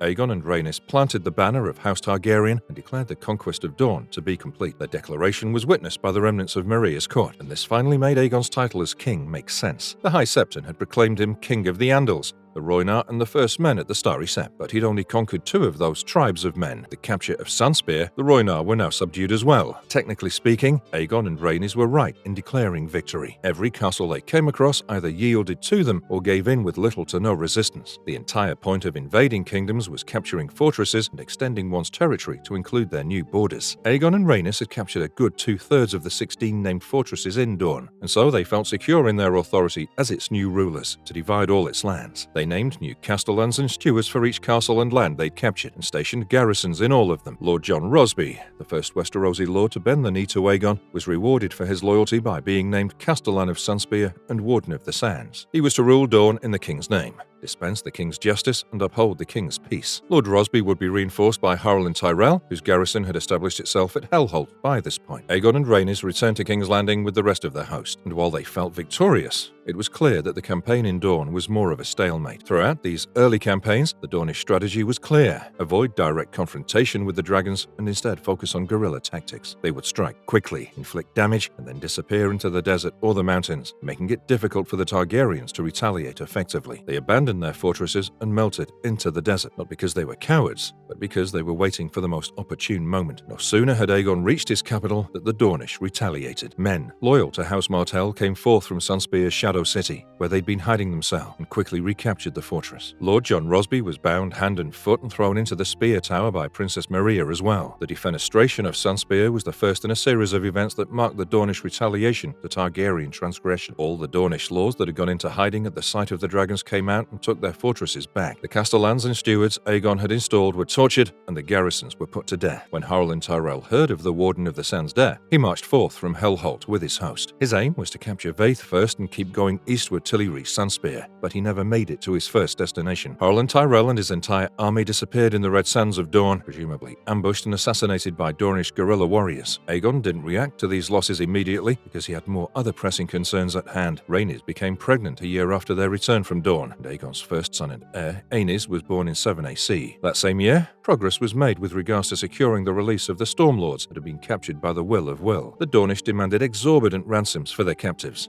asking for each man's weight in gold. The Crown agreed, and the Stormlords were released, but not before the Will exacted a more permanent toll from them. He hacked off the sword hand of each Stormlord, so they may never take up arms against Dorne again. Horace Baratheon, who was a proud warrior, became embittered by this and resigned from his office as Hand of the King. Aegon himself was deeply insulted by this betrayal of his trust, for the mutilation of prisoners promised to be released from captivity was an intentional slight to his royal person. Horace was also rumoured to be his half-brother, so seeing his kin being treated this way must have made the Dragon King call off all bets. The next time Aegon returned to Dorne, it wouldn't be with an army. It'd be with dragons bent on giving the Dornish fire and blood. Aegon would take either of his sister wives with him when he made his passes through Dorne, and the dragons burned every seat that remained defiant on the Iron Throne. We don't know their exact path, but we do know that Aegon and Visenya burned Vaith, Sandstone, and Hellholt with Balerion and Meraxes in the year 9 AC. The Dornish responded by burning half the Rainwood the year before that, and sacking half a dozen towns and towers on Cape Wrath. After the targeted burning of many of their fortresses, the Lords of Dorne came up with a subterfuge that would divide the Targaryen dragons long enough for them to isolate at least one of them. In 10 AC, Lord Fowler of Skyreach led a Dornish host through the Prince's Pass, burning a dozen villages and the castle of Nightsong, the seat of House Caron. The Fowlers took the Carons hostage and melted back into the Red Mountains. House Tyrell commanded Sir Adam Hightower to deal with the latest Dornish assault, but as soon as the Hightower army crossed Horn Hill, Old Town itself came under threat of attack. Sir Joffrey Dane led another Dornish host out of Starfall and attempted to besiege the city. When he couldn't breach its walls, he burned everything within 20 leagues of them and killed a younger son of Manfred Hightower before doing what the Fowlers had done before them. In response to this 1-2 combo, Aegon sent Visenya to Starfall, the ancient seat of House Dane, while he himself flew to Skyreach upon Balerion's back. Rhaenys was sent to Hellholt to attack the Ullars, but this is where the most pivotal moment in Aegon's war for Dorne occurred. While Rhaenys was flying over the seat of House Uller, an iron bolt shot from a scorpion went through her dragon Meraxes' eye. Both dragon and rider plummeted from the heavens, and while they did destroy the tallest tower of Hellholt and its curtain wall, neither lived too long after that, at least officially speaking. Meraxes' massive bones mottled under the Dornish sun can be found at Hellholt till this day. But there was no word on what happened to the body of Queen Rhaenys. It's not even certain whether she died during the crash, or she managed to make it out alive and was taken captive immediately. Either way, she never returned to King's Landing, so Queen Rhaenys' death is marked as having occurred alongside her dragon. The Dornish managed to do what none of the other kingdoms even came close to doing. They killed a dragon and its rider, and managed to successfully hold their own in a war of attrition with the Targaryens. As big of an achievement killing Meraxes was for them, it also sealed their fate for the next couple of years. This devastating loss had a profound impact on Aegon and his sister wife Visenya, who decided to escalate things even further. After 6 years of warring against the Dornish, Aegon had realized that outright conquest might not be feasible. He had massive armies at his disposal, and many of his men had tons of experience fighting his enemies, but none of them knew the Dornish lands as well as the Dornish themselves. He'd lost several soldiers, lords, a hand, and a wife to the Yellow Toad of Dorne. Aegon knew that the more he tried to bring Dorne to its knees via conventional methods, the worse his chances of doing that became. So he began employing a mix of overt military pressure and covert subterfuge to achieve his goal and avenge his wife. Balerion and Vhagar were loosed upon the sands of Dorne time and again for the next 2 years, burning all of its castles multiple times over, fusing the sand around the fortresses into glass with their breaths. Sunspear and its Shadow City were left untouched, but this wasn't because the Targaryens feared losing another dragon. As future Dornishmen believe, assassination and espionage became crucial tools in his strategy. as one sought to undermine the Dornish resistance from within by fostering dissent and potentially forging alliances with discontented factions. While Dorne was largely united against the Targaryens, there were still rivalries and conflicts among the various noble houses. Aegon and Visenya sought to turn these rivalries to their advantage by offering rewards and titles to those who would betray their Dornish lords. Letters were discovered by the Citadel years after the war, written by marcher lords from the Stormlands and the Reach, urging their Dornish counterparts to yield to Aegon because House Martell had betrayed them. Turns out, Sunspear was being treated as an exception for a reason, but that didn't work out quite how the Targaryens wanted it to. The Dornishmen remained loyal. To ensure they left no stone unturned, Aegon and Visenya placed bounties on the heads of every defiant Dornish lord as well, and this put their own lives at risk because House Martell responded in kind. Over half a dozen Dornish lords were assassinated, including Lords Fowler, Vaith, and Tolan, as well as 4 successive other lords of Hellhole, the site of Rhaenys' death. Only 2 of the assassins that struck against the Dornish ever made it to King's Landing to collect their rewards, but the Vipers of the Sand weren't far behind the dragons in retaliation. Thrice did the Dornish make an attempt at King Aegon's life, and there were many attempts made at Visenya's life as well. But when both king and queen were targeted in the streets of their own city, a decision was made. Aegon only survived that day thanks to Visenya's swift intervention, but he still didn't seem to take his own safety too seriously. When the queen asked him who would keep him safe from all future attempts on his life, he simply replied by bringing up his household guard. Visenya proved her point by slashing Aegon across the cheek before any of them could respond. The king received the queen's message. From that day onward, every Targaryen sitting the Iron Throne would be protected by the sworn brotherhood of the Kingsguard. Visenya chose the first 7 members of the royal order herself and fashioned their vows after those of the Night's Watch. The first and last duty of the Kingsguard was to protect their king, even if it led to their own death. Visenya decided to keep the membership limited to 7 for the 7 kingdoms that Aegon claimed, the 7 gods of the faith of the 7. In practice, however, the Kingsguard could be selected from any realm, and the first Kingsguard was composed of elite warriors loyal to King Aegon and hailing mostly from the Crown Lands. Ser Corlys of House Velaryon was named the first Lord Commander of this elite order, and he's the namesake for Lord Corlys Velaryon from House of the Dragon, aka the Sea Snake. The formation of the Kingsguard kept the budding royal family safe from harm for the rest of the First Dornish War, but the realm itself was still not safe from them. The Dornish had intense grudges against the Reach and the Stormlands in particular. Lord Fell, the ruler of Fellwood in the northern Stormlands, was killed in a King's Landing brothel by Dornish assassins. Dorne kept up its war effort against the Iron Throne, and in the year 12 AC, the worst atrocity of the First Dornish War was committed from their side. That year saw Lord Jon Cufferin marry Lady Alice Oakhart in one of the many inter-kingdom marriages that blossomed when the 7 kingdoms became one. The Will of Will arrived at the wedding with a sizable party, killed Lord Oakhart and many of the wedding guests, and castrated the husband in front of his wife. He and his men then violated all the remaining women, and sold the newlywed and defiled Lady Catherine to Myrish slavers. The Targaryens responded by leaving Dorne a blasted ruin beset by famine and blight, and it looked like this 9-year war wasn't going to go anywhere, but then it unexpectedly headed in the direction of peace. In the year 13 AC, Princess Maria Martell, the Yellow Toad of Dorne, finally gave in to the tides of time. Sunspear and rule of Dorne was then inherited by her son, Prince Nymor, and considering Maria was over 90 years old when she died, expecting her son to be hale and hearty is just unrealistic. Prince Nymor was already old and failing when he came into power,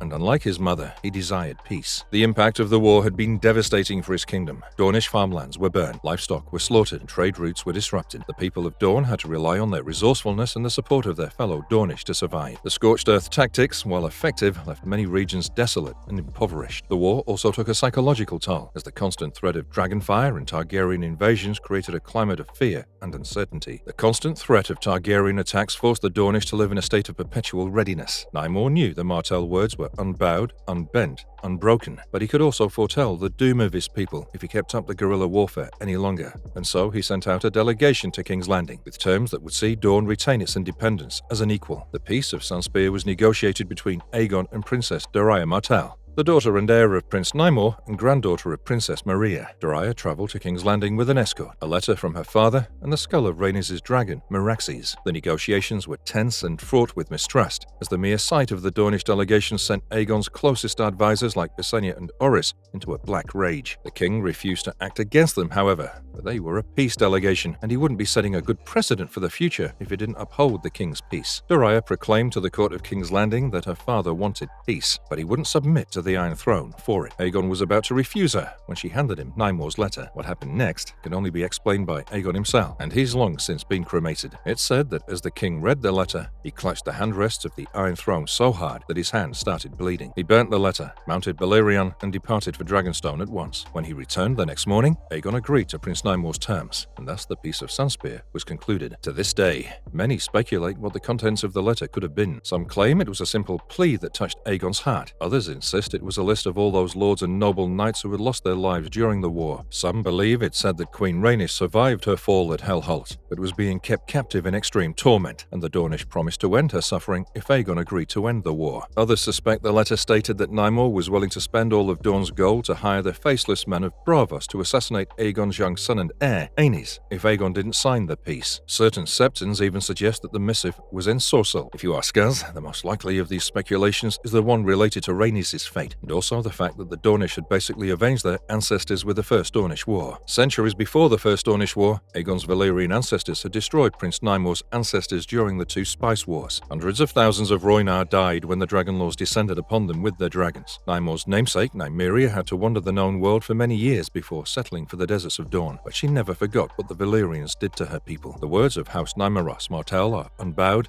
unbent, unbroken, and they proved the worth of those words by forcing the dragons out of their new homes. Now they wanted to preserve it and let it heal, because they got their pound of flesh back. Aegon's reaction to the letter wasn't one of cool consideration. He was so pissed that he willingly jammed his hand into the spiky handrests of the Iron Throne. That could only come with an admission like this and a gesture of reconciliation so great that Aegon simply couldn't ignore it. It's sort of odd that Queen Rhaenys' body was never recovered, because Hellholt lies in the middle of the Dornish desert. Yes, she crashed to the ground with Meraxes, but even if she broke every bone in her body, there would still be a body to recover. If Rhaenys survived, perhaps the claim that the Dornish tortured her to death is true. They did that to all of Aegon's castellans and stewards, so why pass on his queen? But if she died, then the Dornish kept her body preserved precisely for a treaty like this. Aegon flew to Dragonstone immediately after reading the letter, and while it seems like he did it out of anger, here's the thing. Dragonstone is where the Targaryens interred the ashes of their dead for over a century. If the Dornish preserved Rhaenys' body, embalmed or in ashes, mangled or unscathed, they likely sent it back to Dragonstone, where Aegon personally cremated Rhaenys. This would make his rather quick agreement to Nymore's terms make a lot of sense,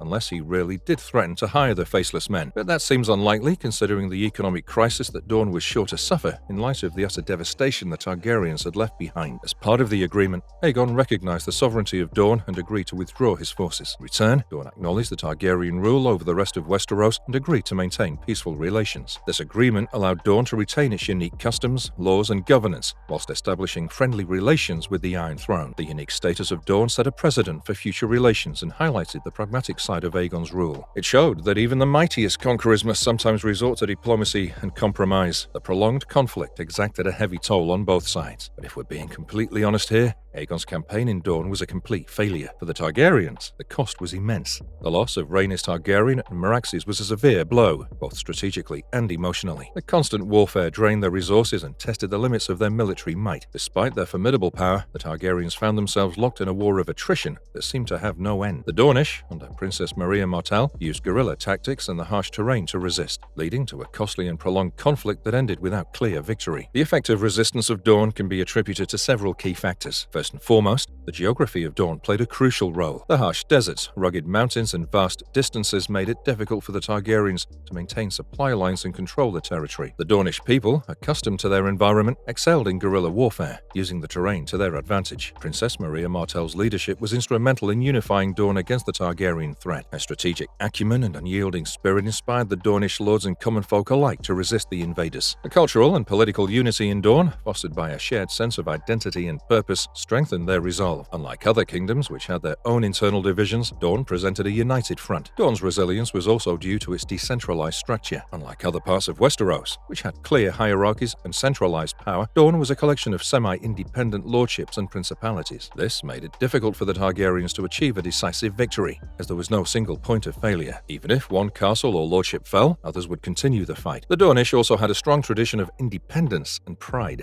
They had a deep-seated belief in their right to self-rule, which fueled their resistance. This cultural identity was reinforced by their successful resistance of the Targaryens and their dragons. Dawn would remain unconquered for the rest of the Targaryen dynasty's history, eventually marrying into the Seven Kingdoms. Even then, they were given special rights because Aegon's descendants remembered the destruction that the Dornish could cause. As for Aegon himself, he maintained friendly relations with Sunspear for the rest of his life, even visiting it with his firstborn son 10 years after forging the Peace of Sunspear to celebrate their treaty of friendship. But for the rest of his life, Dawn remained his one failure and greatest source of tragedy. Still, with war concluded, Aegon could really now turn his attention to ruling 6 of his 7 kingdoms. And he did such a great job of it that the Maesters remember the time period as being the Dragon's Peace.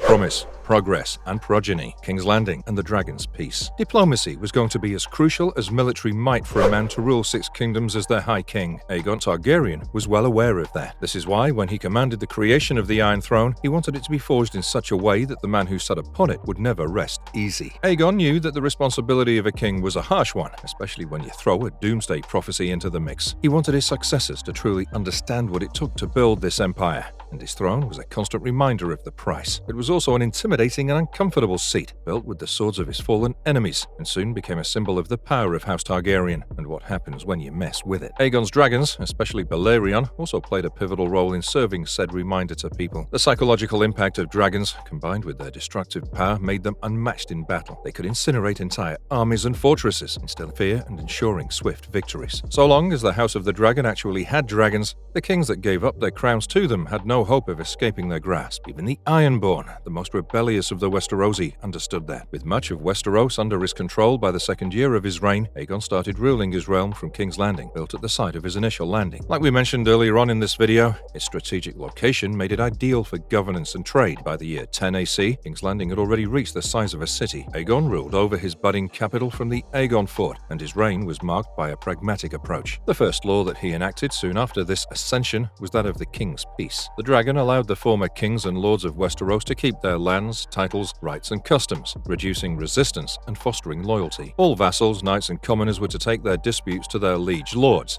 and the Iron Throne would adjudicate over matters amongst the great houses. In addition to those houses, it would also hear petitions to the lords and knights and commoners that were sworn directly to the Iron Throne and or resided in the Crownlands region. Wars were forbidden without the leave of the crown, and any that took up arms without the leave of the king would be branded as traitors and rebels to the throne. Instead of introducing reform, Aegon adapted to the ways of his new kingdom because he knew bringing in too much change might make his subjects resist him. He allowed lords to retain their right to pit and gallows, including the right to send the sentence to the Night's Watch. He also allowed them to retain the right to the First Night, which would prove more controversial in later years. Aegon converted to the faith of the Seven as part of his coronation at Oldtown, but all sources regarding the king's private life confirmed that his new faith was strictly a political arrangement. Many of House Targaryen's ancient traditions and practices were considered taboo by the faith, and Aegon was very aware of this fact. He also knew just how much of a hold the faith had on Westeros, and so he decided to tread lightly with them and follow a policy of light appeasement. Aegon commissioned the construction of a grand sept on Visenya's Hill, shortly after he took residence in King's Landing, and when Rhaenys died, he commissioned the construction of the even grander Sept of Remembrance on the Hill of Rhaenys. The faith never made any comments on his polygamous and incestuous marriages to Visenya and Rhaenys, and in return, Aegon agreed to allow missionaries of the faith to spread their religion to all parts of Westeros. When he invaded the Iron Islands to end the succession struggle, he brought the faith with him, and this ended up creating conflicts in the Iron Islands. Many Ironborn lords didn't accept the green gods of the Green Lands, preferring their drowned gods instead, and they saw these new septons and scepters for what they truly were, conversion therapists. They never rebelled against Aegon, but they never forgave him for letting the faith back into their holy isles, and they would rectify this situation during the reign of his son, Aenys. But while Aegon decided to keep existing laws how they were, new laws were introduced during his reign, mostly thanks to Queen Rhaenys. Aegon the Conqueror didn't rule Westeros alone. He did it with both his sister wives, back when Rhaenys was still alive. Aegon knew that to maintain his grip over Westeros, he'd have to constantly show himself to the people. So whenever he wasn't in King's Landing, governance of the realm would be given over to Visenya or Rhaenys. It was Rhaenys who devised two of the most well-known laws during Aegon's reign, the Rule of Six and the Rule of Thumb. Once, while holding court in the Aegon Fort, a man was brought in front of Queen Rhaenys by his wife's brothers. They alleged that the man had beaten her to death for adultery unlawfully, but the man claimed he was well within his rights. It was established custom and law in Westeros and the faith of the Seven to discipline adulterous wives with beating, but this was a clear case of overdoing it. Rhaenys needed to dispense justice. After consulting with septons and maesters, she created the rule of 6. It was decided that a husband could only strike an adulterous wife 6 times.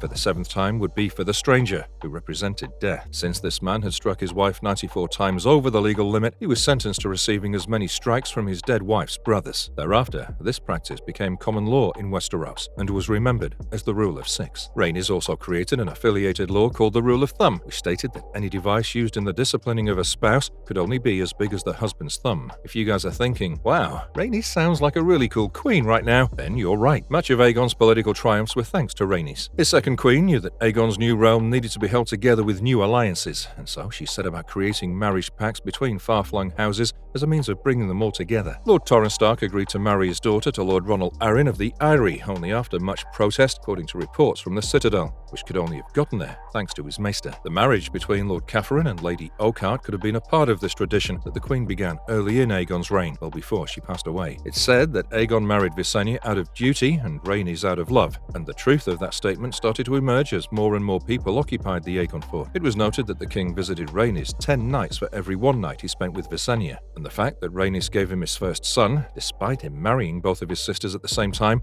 only solidified the notion that he preferred her over Visenya. However, both king and queen were devastated by the loss of their sibling, and their grief and rage brought them together, making Dorne suffer. Following Rhaenys' death, Aegon's courtiers began inquiring whether he would take another wife, and the more shameless among them started bringing their daughters to court, but the king refused to speak his mind on the matter. The year after Rhaenys' death, Visenya announced she was pregnant, and the year after that, Aegon's second son Maegor was born. With Maegor's birth, Aegon's line was secure, for he had 2 sons to oversee his kingdoms after his demise. But clearly something had changed in his relationship with Visenya after Rhaenys' death. The siblings flew to war together and went to council together, but Visenya raised her son Maegor on Dragonstone, while Aegon remained in King's Landing with Rhaenys. The 3 heads of the dragon coexisted rather seamlessly for the first 10 years of Aegon's rule. One of his sister wives would remain in King's Landing while he fought the First Dornish War with the other. This would continue even after Rhaenys' death, no matter how distant Aegon and Visenya grew. Once the peace of Sunspear was secured, Aegon got to work on consolidating his power in his new realm. First, he established a number of ministerial positions for some of the broader aspects of governance. Aegon had already created the office of Master of Ships when he set off from Dragonstone. This position, which oversaw the royal fleet, was traditionally held by members of House Velaryon. After Aegon lost his first Master of Ships to the battle in the waters of Gulltown, he replaced him with Lord Ethan Velaryon, who presumably rebuilt the royal fleet. Aegon also created the post of Hand of the King, basically second in command to the Iron Throne during his conquest. Orys Baratheon was the first to hold that office during his reign, but he wouldn't be the last. 4 others would serve as Hand after him,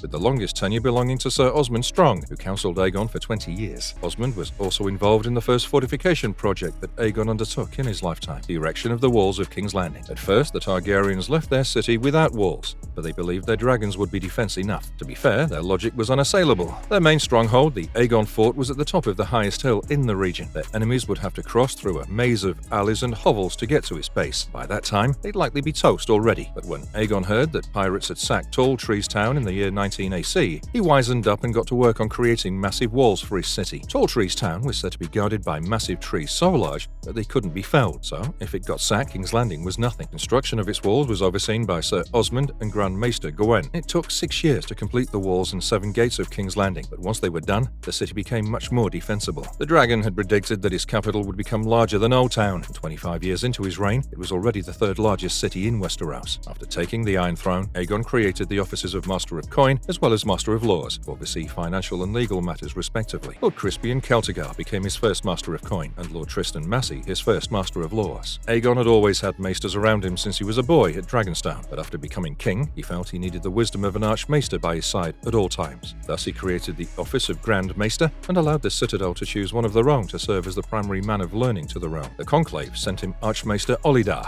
who was followed by 2 others during Aegon's reign itself. When the Kingsguard was established in 10 AC, the Lord Commander of the Kingsguard joined the King's advisors, and though it wasn't formalized yet, this would form the basis for the small council. In Aegon's absence, his queens would take charge of his council while he traveled the realm, not for vacations, but for consolidation. The dragon embarked on numerous royal progresses that showed the 7 kingdoms a king who was both a warrior and a ruler. He managed to squeeze in 1 or 2 before and during the First Dornish War, war, Aegon really hit the road. His progresses usually lasted for half a year, and during that time he travelled with a massive retinue of up to 1,000 knights, lords, ladies, Kingsguard, and of course, Valyrion the Black Dread. At the seats where his party would arrive, Aegon would hold court, and the king's justice as well as his dragon's presence kept all thoughts of dissent out of the people's minds. With him travelled 6 maesters, kept him constantly updated on local laws, customs, and traditions, so that the king could show his people he was one of them and pass judgment with fairness. It's unclear where Aegon went in which year, but these are the places he's said to have visited on his royal progresses. He went to Ashford, Hornhill, Old Oak, Highgarden, Old Town, and the Arbor in the Reach. In the west, he was hosted by the Lannisters of Casterly Rock, the Lannisters of Lannisport, and House Crakehall of Crakehall. In the Riverlands, the king went to its capital, Riverrun, and the site of his greatest accomplishment in battle, Harrenhal. In the Stormlands, Aegon progressed to Evanfall Hall and Storm's End, while in the Vale, he went to Gulltown and the Eyrie. Thrice did he travel to the Iron Islands, twice to Pike and once to Great Wick, where he presumably met with House Goodbrother, one of the oldest houses of the Isles. And when he came to the north, Aegon visited the largest of his new domains no less than 6 times, twice landing at White Harbour and thrice holding court at Barrowton. The purpose of all his progresses was simple. The dragon needed to remind his new lords who their real boss was. Aegon wanted to show his new subjects, and that was a great sentiment. He travelled with 6 maesters precisely for that reason. But ultimately, his goal was to project the power of House Targaryen far enough to ensure rebellion didn't cross the great house's minds. As his son Aenys grew older, Aegon began taking him along, but one day he'd rule the realm in his stead. His last progress saw him visit Winterfell, where he stayed with the kin of Torrhen Stark, the last king of winter. At the time of that progress, Aegon had crossed the age of 60, and so he gave over charge of the royal progresses to his son and heir. This brings us to the matter of his succession. Aegon's succession was a pivotal aspect of his legacy, for he needed many descendants to secure his family's rule over Westeros. At the same time, he couldn't have so many relatives that they ended up fighting amongst each other, and unfortunately for Aegon, he gets a bit of both. His sons, Aenys and Maegor, take after their mothers, and that isn't necessarily a good thing. Aenys was born first, and so he was Aegon's son and heir. But he was so unlike his father that many doubted his parentage. Aenys was sickly from birth, always crying and only feeding from his mother's teat. People started whispering that Rhaenys got Aenys from one of the comedy men she surrounded herself with, likely a singer, but those whispers went away when the boy's health improved upon bonding with the hatchling Quicksilver. Both boy and dragon grew older and stronger together, and eventually the rumors about Aenys' parentage died. When Rhaenys was killed by the Dornish, Aenys was so broken that he reverted to crawling for a time. Though he recovered from that regression and grew to become a healthy man, Aenys never was his father's successor. He was trained by Aegon's Kingsguard,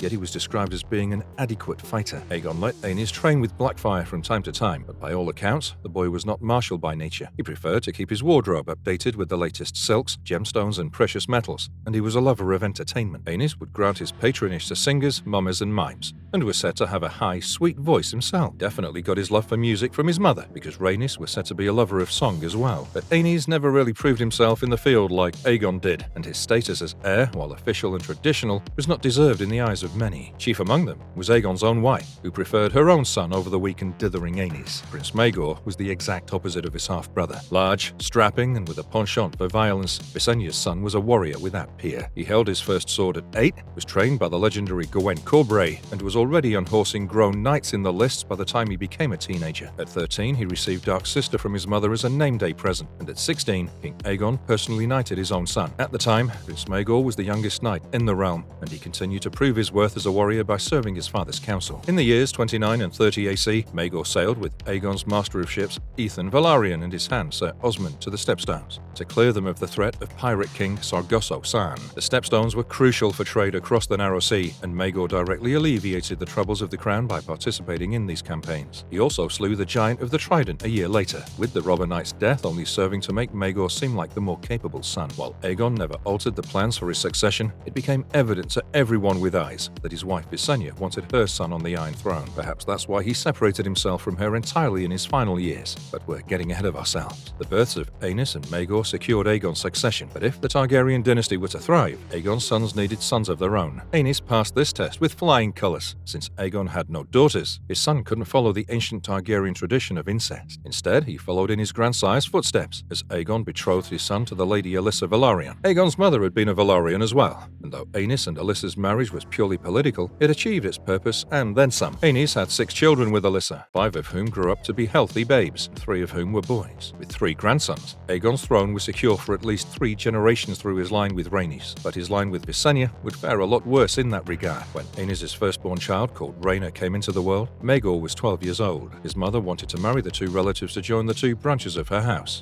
but her suggestion suggestion was rejected. Instead, Maegor married the daughter of the High Septon, the Lady Cerys Hightower. Aenys' fifth child was born a decade after Maegor's marriage. Alysanne joined her brothers Aegon, Viserys, and Jaehaerys, as well as her sister Rhaena, in populating the Targaryen dynasty. But somehow, her uncle hadn't managed to get a single child from his decade-long marriage. So, while Aegon was technically sorted, his family had enough tensions within itself to unravel all of his good work, and it's a blessing that he didn't live long enough to see that happen. 2 years after he made his final progress, Aegon came to believe that the ramshackle Aegon fort was too small to be the seat of a dynasty that could end up lasting for centuries. He had his wooden motte and bailey fort torn down and commissioned the construction of a massive castle built out of pale red stone. The foundation for the Red Keep, as it would come to be known in later years, was laid in the year 35 AC, and Aegon left Visenya in charge of overseeing its completion. The king moved his court back to Dragonstone, but left the Iron Throne at the Bill site, for it was too heavy to be moved. Aegon's commissioned castle grew around his great throne, another symbol of Targaryen power in Westeros, but he never got to see it.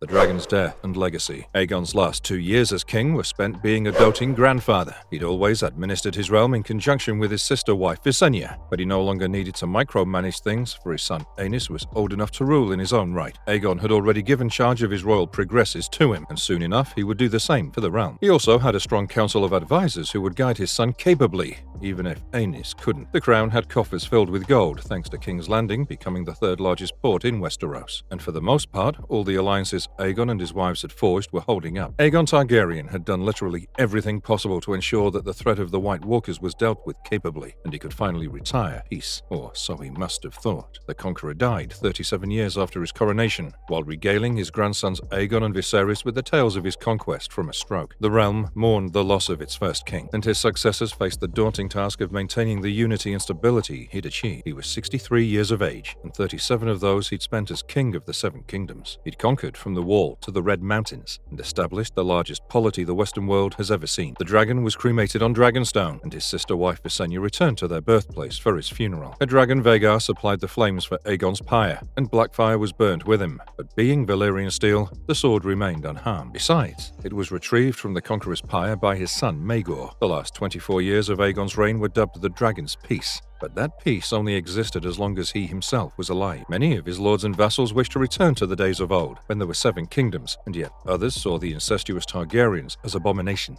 None dared speak these things in his presence, but when the Conqueror passed, thoughts became words, which became actions. Aegon's sons Aenys and Maegor would spend most of their lives putting down rebellions. Now, if you're thinking that's odd, considering Aenys had sons of his own, well, Maegor usurps his nephew's throne. It's that simple. It'd take Aegon's grandson Jaehaerys to finally stabilize Targaryen rule over Westeros, but the period between Aegon's death and Jaehaerys' ascension saw everything possible happen all at once. Rebellions, civil wars, and a friggin' prelude to the Dance of the Dragons. But the sons were not the father is a common saying in Planetos, and that's true for both of Aegon's children. The true inheritor of his immediate legacy was Jaehaerys, who came to be known as the Conciliator. Aegon's larger legacy endured 3 centuries after he landed at the mouth of the Blackwater Rush. 4 other Targaryen kings took their names from him. Many Targaryen princes were named after him as well, while many of them did not live up to their namesake. Some did, and many Westerosi houses that weren't House Targaryen started naming their sons Aegon in the Conqueror's honor. Aegon and his sisters became so integrated into the fabric of Westerosi history that even the Northerners who were said to despise them ended up admiring them centuries later. They inspired art, literature, and music, with the play called The Conqueror's Two Wives being based on his marriage to Visenya. And in the final years of his life, he created the vessel with which his true message would be passed down to his successors. It was after he returned to Dragonstone that he commissioned the creation of the Valyrian steel dagger that would become a symbol of Targaryen legitimacy in the years to come. He had the last of the Valyrian pyromancers inscribed a prophecy into the night, and he passed on his terrible purpose down to his son Aenys. From him started the sharing of the Song of Ice and Fire, all the way down to Princess Rhaenyra Targaryen according to House of the Dragon. How it was passed down from her is a bit unclear, because as of now, her own husband doesn't believe it's real. She might not get the chance to tell Jace about it, and Aegon? Well, yeah. Rhaegar Targaryen was said to have prophetic dreams. So, maybe those dreams are what gets the family back on track in terms of producing the prince that was promised. 3 centuries after Aegon was crowned, his legacy is reborn in Daenerys Targaryen, who hatches a dragon that is Balerion, come again. Aegon is so intricately tied into the fabric of the world of ice and fire that everyone from Lonely Island to Qarth knows who he is. He's never appeared directly in any storyline, and yet he's mentioned in every single piece of media related to George R.R. Martin. That's how you make a historical character important to your story, and Aegon the Conqueror might just be the most important historical character in modern fiction.